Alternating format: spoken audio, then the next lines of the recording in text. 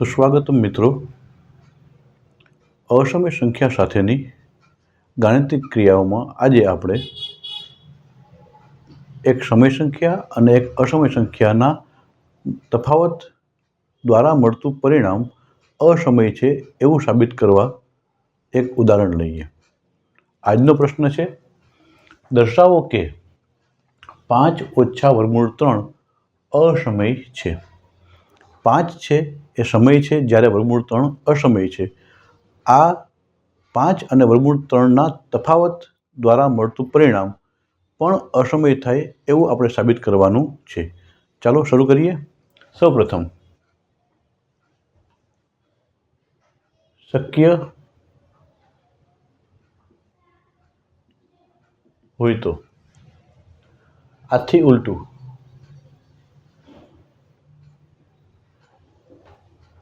ધારો કે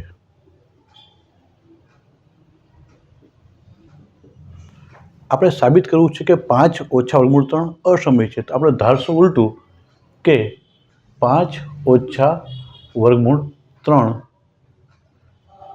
સમય છે. સમય સંખ્યાને આપણે પૂર્ણાંકોના ગુણોત્તર સ્વરૂપે દર્શાવી શકીએ. માટે ધારીએ એ ધારો કે 5 ઓછા વર્ગમૂળ 3 બરાબર a/b,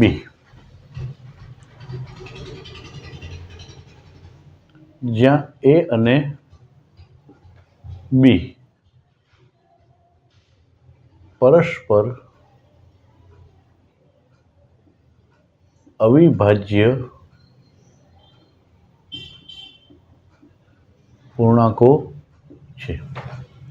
a અને b પરસ્પર અવિભાજ્ય હોય તેવા પૂર્ણાંકોના ગુણોત્તર સ્વરૂપે આપણે 5 અને વર્ગમૂળ 3ના તફાવતને દર્શાવી શકીએ. હવે અહીં વર્ગમૂળ 3 ઋણ છે, બરાબરની જમણી બાજુ લઈ જાય ધન થઈ જાય, અને a/b એ ધન છે એ ડાબી બાજુ લઈ જાય તો ઋણ થઈ જાય. તો માટે 5 a/b લઈ આવે ડાબી બાજુ તો -a/b બરાબર વર્ગમૂળ 3 બે બાજુ લઈ જાય તો ધન થઈ જાય વર્ગમૂળ 3.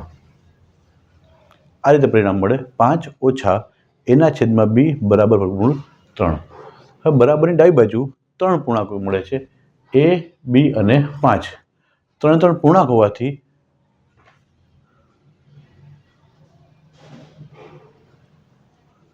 a અને b તેમજ 5 પૂર્ણાંકો હોવાથી 5 ઓછા a/b સમય થાય.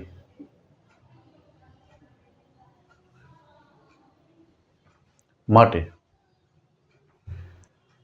5 બરાબર 5 ઓછા a/b બરાબર વર્ગમૂળ 3 પણ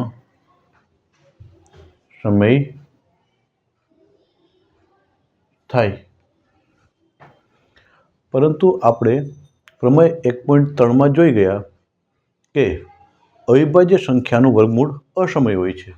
અહીં 3 અવિભાજ્ય છે લખીએ, પરંતુ 3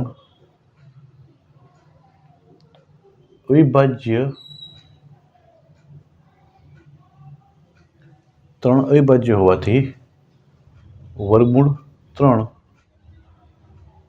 અસમય છે.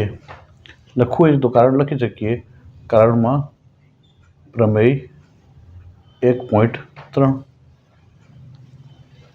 તો માટે પ્રમેય 1.3 મુજબ વર્ગમૂળ 3 અસમય છે, જ્યારે આપણે પરિણામ પ્રાપ્ત થાય છે વર્ગમૂળ 3 સમય છે. માટે આપણી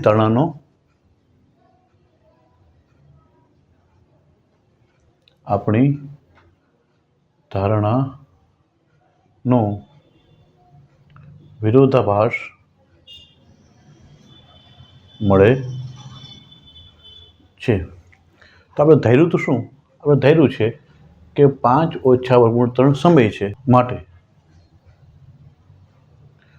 5 ઓછા વર્ગમૂળ 3 સમય હોવાની આપણી ધારણા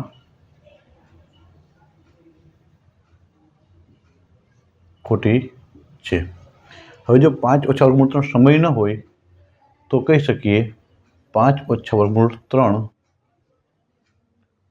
અસમય છે. આ રીતે આપણે સમય સંખ્યા અને અસમય સંખ્યાના તફાવતને સમય સંખ્યા તરીકે સાબિત કરી શકીએ. આભાર.